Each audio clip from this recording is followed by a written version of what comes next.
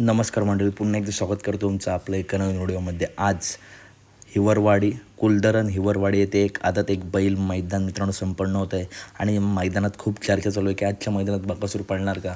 कारण मित्रांनो, आपल्या सर्वांचा लाडका बकासूर एक दिवस आड करून पळतो. मागच्या 3 मैदानात हार झाली मित्रांनो.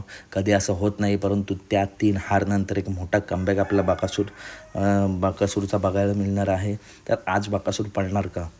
तर मित्रांनो, आज आपल्या सर्वांचा लाडका बकासूर आरामावरती डायरेक्ट 9 तारखेच्या मैदानामध्ये घाणंद आटपाडी येथे सिद्धेश्वर केसरी भव्य दिव्य ओपनचं मैदान संपन्न होत आहे.